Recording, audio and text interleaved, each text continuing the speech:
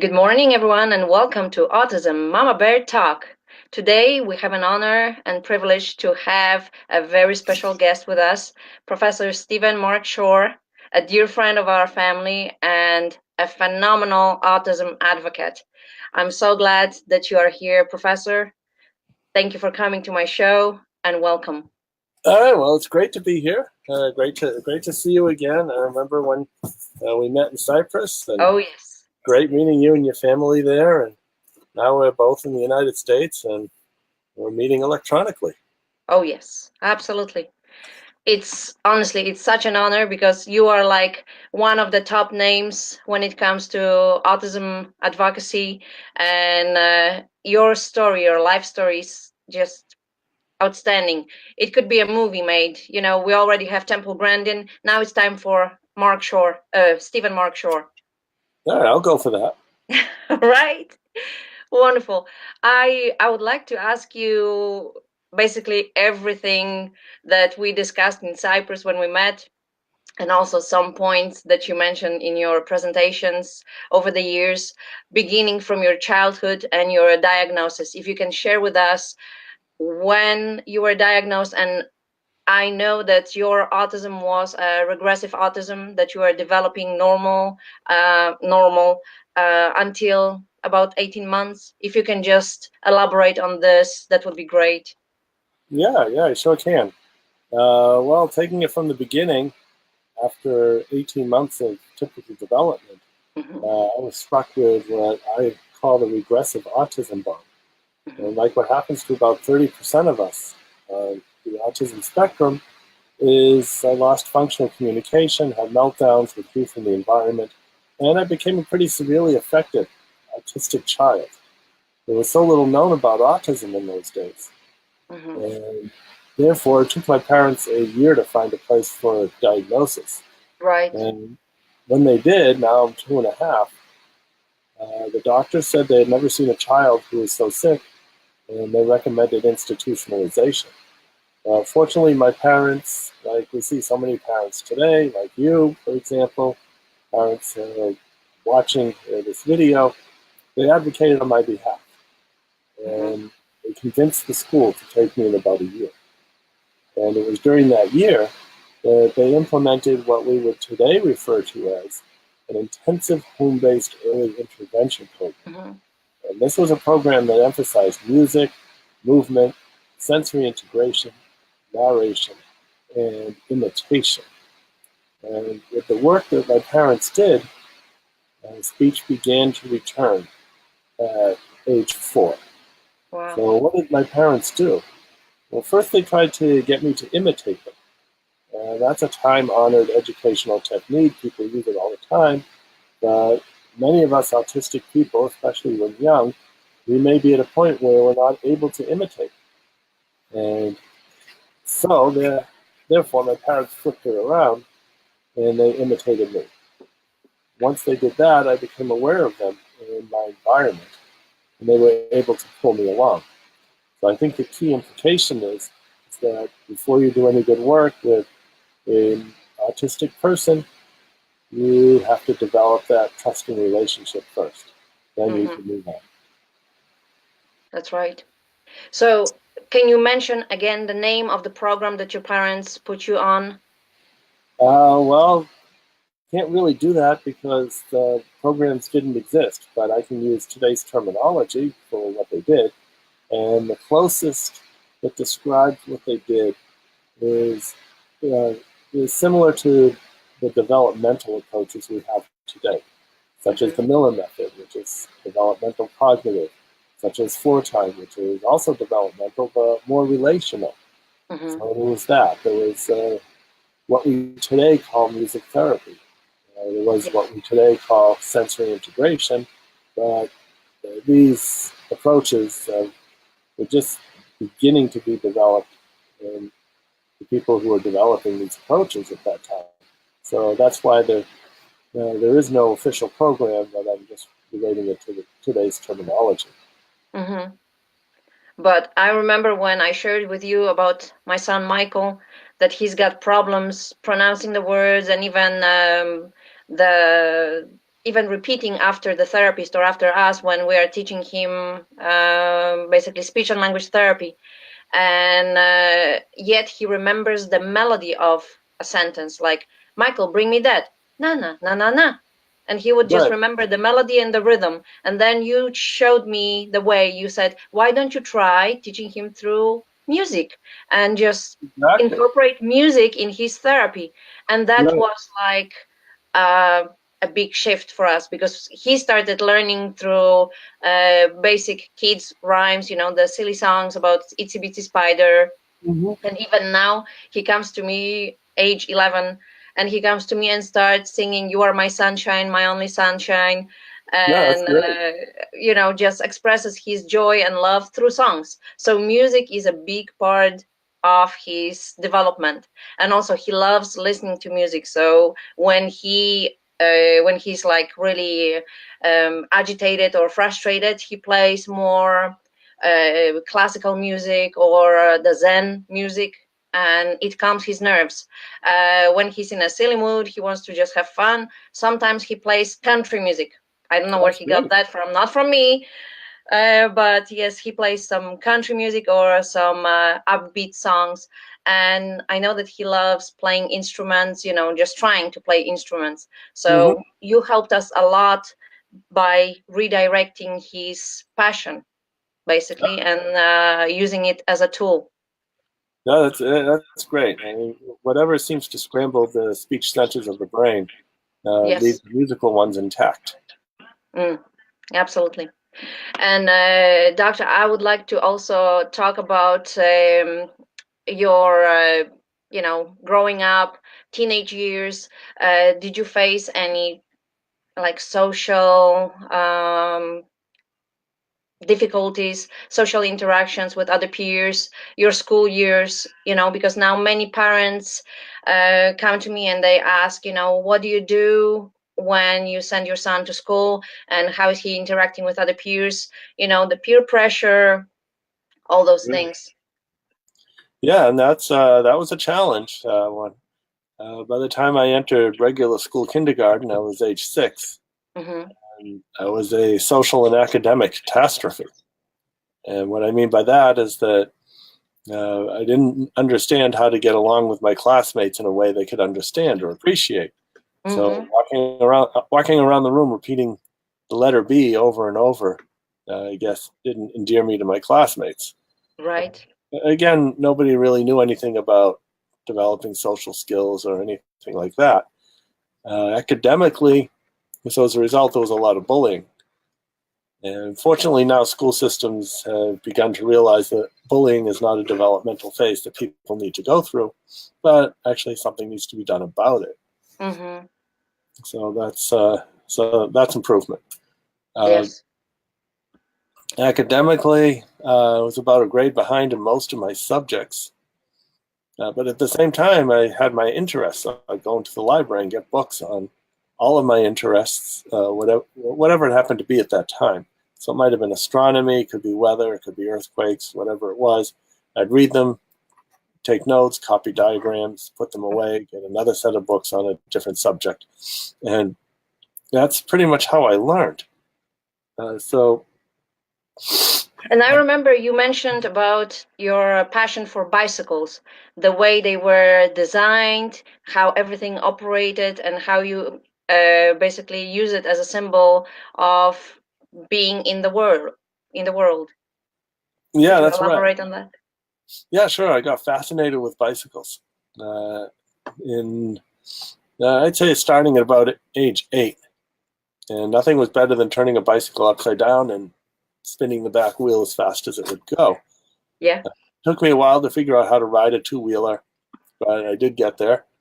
And bicycles became such an interest that I got it to a point where I could take a bicycle apart down to the ball bearings and get that back together again. Right.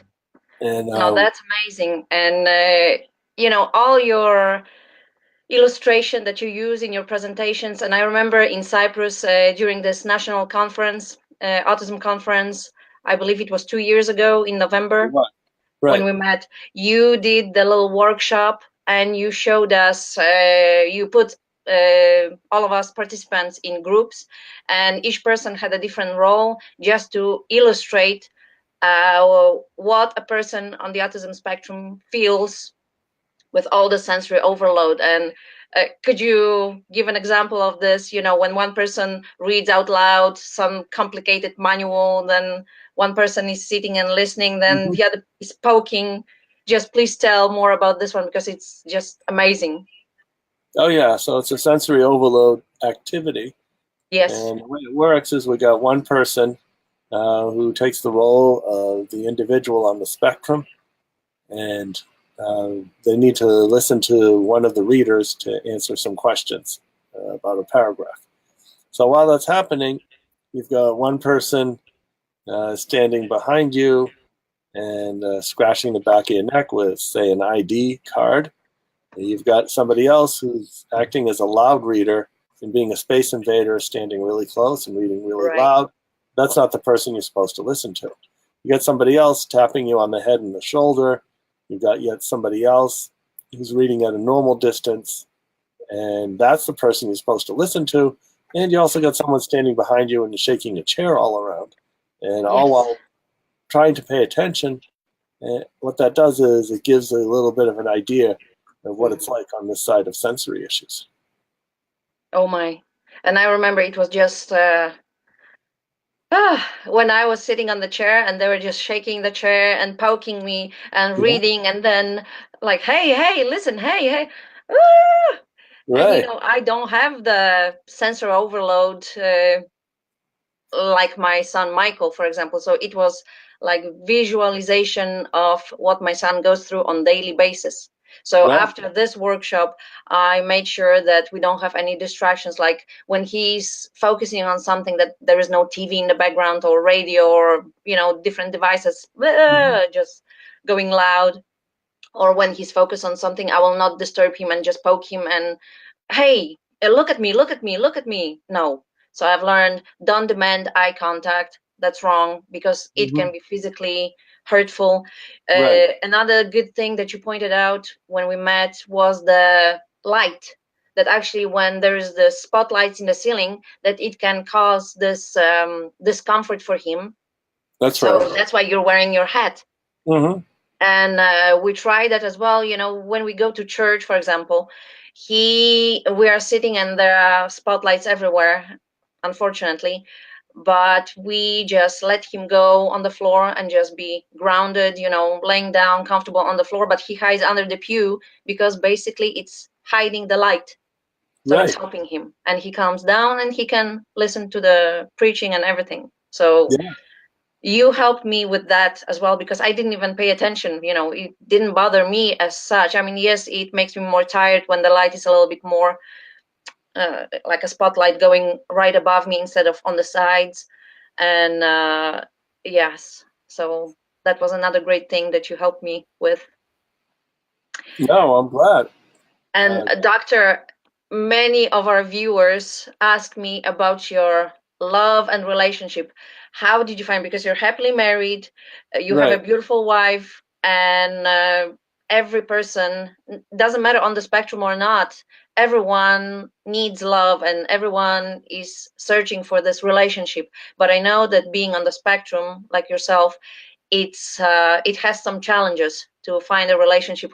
So can you tell us more about your ways to find a love of your life? Yeah, sure. Dating was always a challenge. Never could quite figure it out. I remember my first encounter where, after spending a lot of time with this lady, this was in undergrad school, then she suddenly told me that she likes hugs and back rubs. And I suppose that has a particular meaning. But for me, as someone who's a sensory seeker, seeking deep pressure, Right. I thought I have this new friend, and she doubles as a deep pressure temple grandin squeeze machine. Yes. But I guess she had other ideas, and after a lot of conversation, I realized she wanted to be my girlfriend. But I wasn't interested at that point. However, what that did tell me is that there was this whole area of communication that we call nonverbal. Mm-hmm. So as a result, that became another focused interest of mine. I'd spend hours reading books on body language, Dating for Dummies, for example, relationships, and the sheer quantity of these books suggested to me that this might be a challenge for a lot of people, and Yes. not just for autistic people. So anyways, I did my research, and now we fast forward some years later, it's graduate school, and I'm spending a lot of time with this lady, initially reviewing each other's homeworks, then doing some things socially, and then one day we were at a beach, and she suddenly gave me a kiss, a hug, and held my hand. But at that point, I had the social story down. Uh-huh. And it was something like this: if a woman hugs you, kisses you, and holds your hand all at about the same time, it probably means they want to be your girlfriend. And if that's the case, you better have an answer right away. It could either be yes or no. Initial or further investigation and analysis is indicated. Right. So it seemed to be a good thing to do. And now we've been married for getting on 28 years. Wow. Congratulations. Thanks. Now I'll take a little flapping break and get the light back on. There you go. There we go. Hey, you've got even the sensory uh, lights Yeah. It's a sensory activated by option. sensors, by motion. That's awesome. Yeah. And doctor, you are like an example, and you give us hope as, you know, parents of children on the spectrum, because the doctors told your parents to put you in institution, that there is no hope, just, you know, that's the best place for you as a child. But your parents persevered, and they were fighting against the diagnosis and actually helped you achieve all your goals. And right now you are a professor of special education at the Adelphi University. You are a public motivational speaker. You are autism advocate, part of Autism Speaks. I mean, Right. so many things that, you know, people would think, you know, it's unthinkable, it's impossible. And you give hope for us, because we also hear those same words from the doctors and professionals, like, you know, Yeah. yes, he is nonverbal, you know, don't hold too much hope, because, you know, maybe he will not achieve this and that, maybe he will never go to college, maybe. And I always say, no, I know what he's capable of doing. I know how smart my boy is, and I know all the other parents that I know, they also see the potential, and they are fighting to help their children achieve those goals. So could you please tell us more about your teaching career, how it all began, and where are you now and what you are doing? Oh, yeah, sure. Well, one thing to keep in mind is that my parents actually didn't fight the diagnosis, but they fought the professional's recommendations for the diagnosis. Mm-hmm. And what they actually did was you might say they worked with the diagnosis. Yes, They worked with the characteristics. yes, thank you for correcting me. That's what I meant. Yeah, I knew that's what you meant. Mm-hmm. So that's why I said that, because it's important to accept the person for who they are. And Yes, absolutely. autistic characteristics, then they're there, and there is nothing you can do to remove them. Mm-hmm. Why would you want to remove them? Exactly. And what you do is you find ways to work with them. Mm-hmm. So someone, for example, has auditory sensitivity, so very sensitive to sound. What are some things that we could do with that? And I know one person who became an audio engineer, Wow, that's because amazing. that's where he's got a strength. There's another person I know who's he's more significantly affected. He's non-speaking, Mm-hmm. and he loves to fold laundry. And I don't know exactly why. It may have to do with the sensory aspects of when Mm-hmm. laundry comes out of the dryer. He likes the sharp edges when things are folded properly. Yes. And now my question is, how many of the viewers here would like someone to fold their laundry for them? Ooh, I would. And if you do, well, you have to go to Florida. But if you go down to Florida and you pay him, because that's how he's employed, that's his job, that's how he earns money, he'll fold your laundry for you. Wow. So that's an And example. it's perfectly square, Right. Ah, a dream, a dream.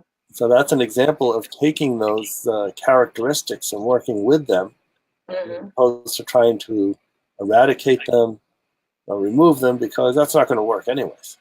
Yes. So And what? exactly, it's like with Dr. Temple Grandin as well. Mhm. Everybody was just dismissing her because she was finding her passion through working with animals, especially with cows. Right. And she found a way to create this,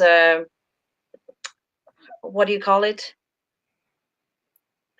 For the slaughterhouse, a walk for the cows before they are Yeah, being yeah. They slaughtered, would so cut they trunks, don't get right? this cortisol and adrenaline high, but Hmm. they are going and they think they're just going in circles. This is the movement that she observed. She used her observation, her very specific skills, and my goodness, attention to detail that she had, and the visual thinking, thinking in pictures.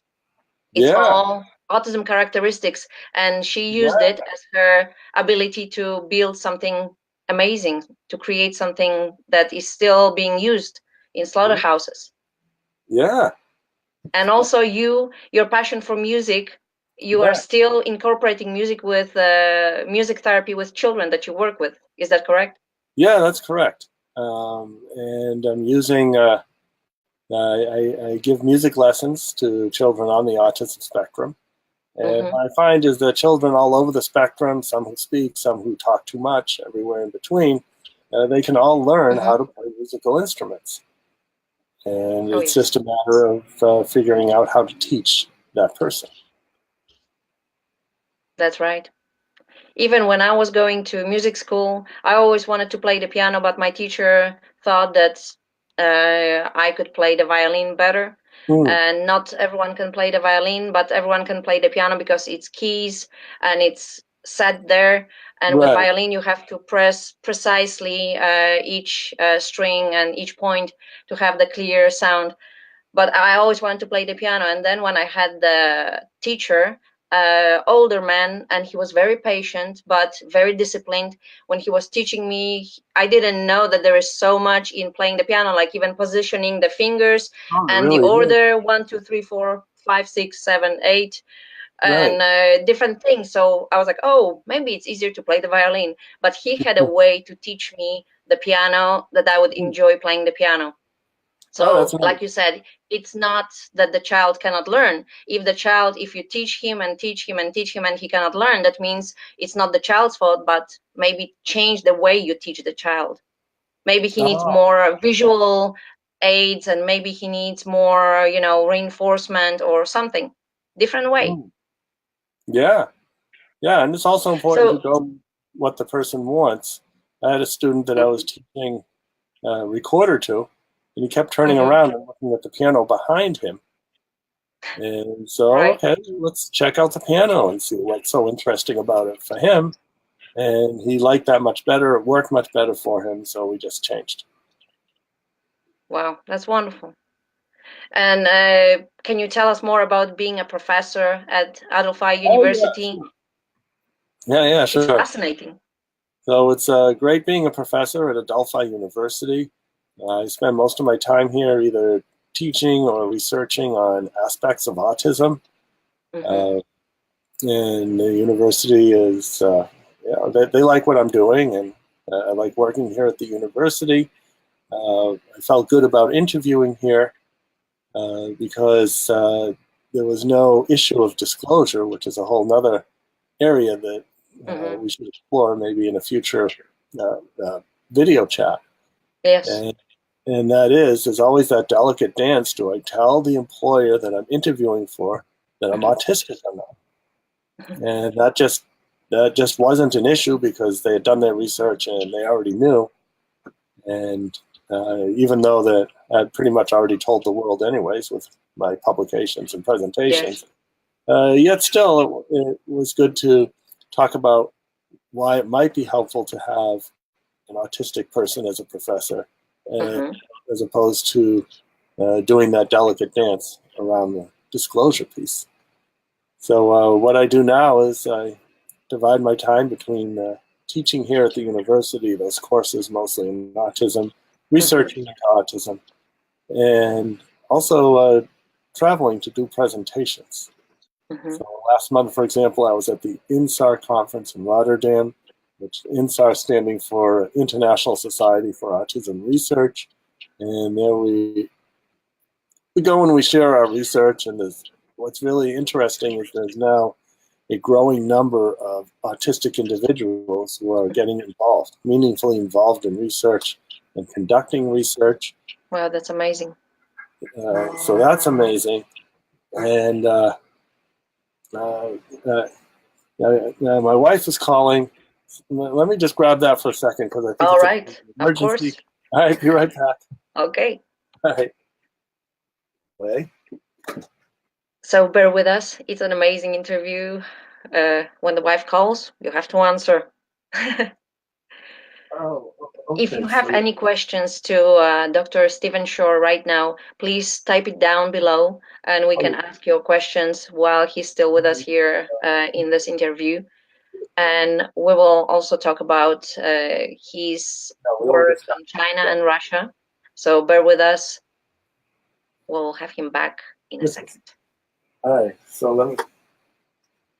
Okay, I'll call you back. So the interview is there. That's it. Okay, I'm back. Welcome back.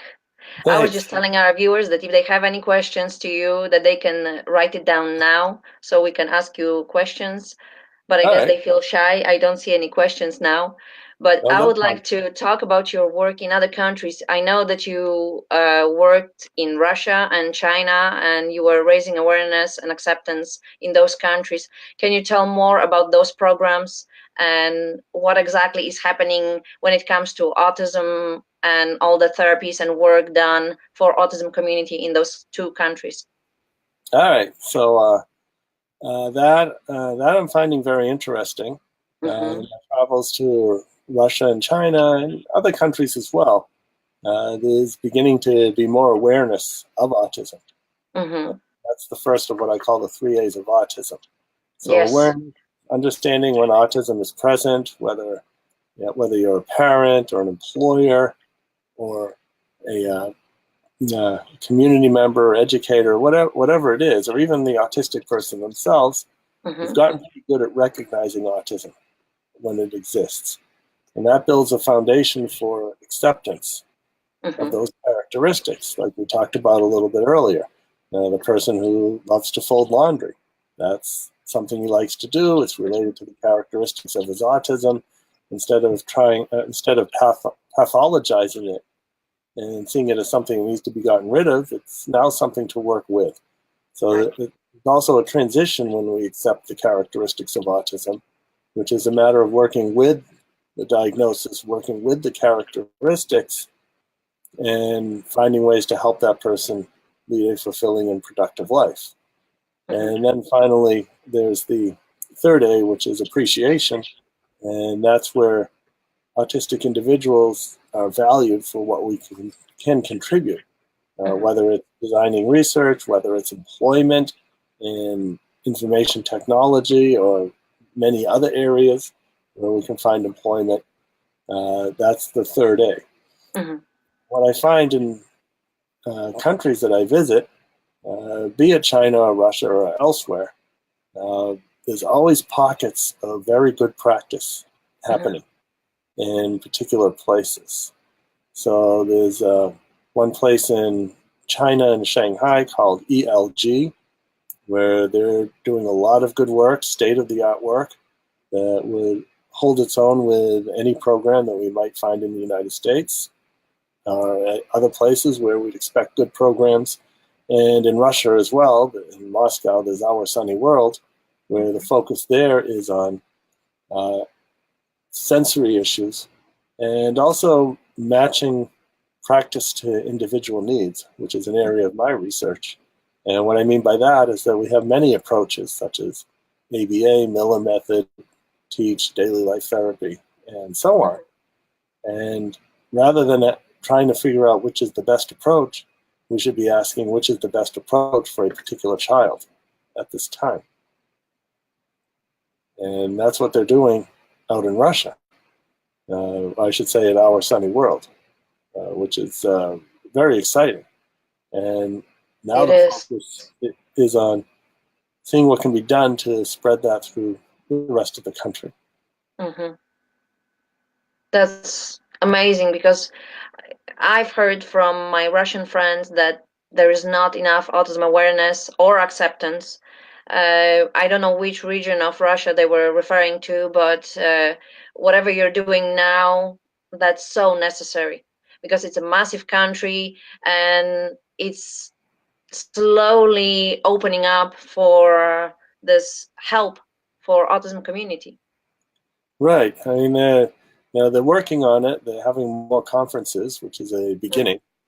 And now it's a matter of developing centers for supporting autistic individuals.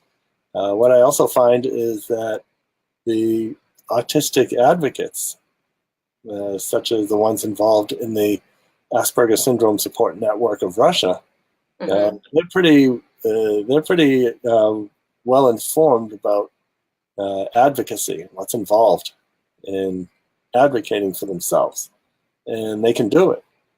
But the That's great. problem is that uh, their employers, their professors, and so on aren't aware of what's going on. So Mm. while they may be advocating, they're meeting with a lot of resistance. Mm. So that It's means hard. that, So you are working also with young adults on the spectrum in Russia? yeah, I am. Yeah. Hmm. So if someone is watching now or will watch our replay and was not properly diagnosed, but he can relate to your story or other self-advocates, but he doesn't know or she doesn't know where to go and how to find a diagnosis, how would you direct their path, what they should do, what steps should they take in order to have diagnosis, and why is it important to have diagnosis to start working on different aspects? Yeah, well, what the person should do is connect to other people who are autistic. Hmm. And there may not be many, but you don't need all that many. As long as you can connect with one or two other people who are in a similar situation, Hmm. have gone a similar path, and in that way connect to resources. So if somebody was in Russia, I would direct them to Our Sunny World in Moscow. Hmm. Russia, I know, is a huge country, and they may be several thousand miles away from Moscow. But at least by connecting, the people there may then be able to refer them to resources back Right. in the area. And Yes. the same goes for China and for other organizations, other countries, I should say. Hmm. And also I found what works for myself and other families with children on the spectrum, for parents to connect with other parents, so it's like a support group, and also we can share experiences, and basically it's difficult to go out and make friends who don't walk in our shoes. But when you find Yeah, someone who goes through exactly the same or similar situations and struggles, then you can help each other and just actually right. even meet. And those children on the spectrum can actually become friends. Yeah, that's right. Hmm. It's So very it's a whole important. network. It's a whole community Yes. that that's important. And how would you help parents to help their children on the spectrum, because I am connected with many families who have young children in school age and pre-adolescence, and they don't know how else they can help because they already tried different therapies and social gatherings and so on to help them get this you know social skills improved and everything, but it's not always working. So what is your recommendation for the parents of children on the autism spectrum to help them grow? Well, get connected with other parents, and that can be done physically, face to face. There's a lot of resources in the area, but there's also the internet and Facebook. and Yes. various other ways to connect online to people who have similar experiences. And the good thing about the online resources is that it doesn't matter where you live. Hmm. Right. So thank you so much. I also wanted to mention that you and I are both connected with icareforautism.org with That's right. Dr. Joshua Weinstein and other great people that are working with Shema Kolainu, amazing school in Brooklyn, New York. And what's your part in this organization? Well, in Shema Kalenu, I do a number of things there. One is being on the advisory board of uh, I Care for Autism. I also give workshops every month or so, a couple of months. I give a workshop for I Care for Autism. Mm-hmm. And I enjoy working with Dr. Weinstein and uh, helping people on the autism spectrum, whether it's employment, whether it's working, planning out a conference, which they are developing, Yes. conference in Washington, D.C. that's coming up. Yes. So that's all very exciting. And the one I think on the 27th of May is coming up, Yeah, and that's you'll right. be talking about bullying and about future employment of person on the spectrum.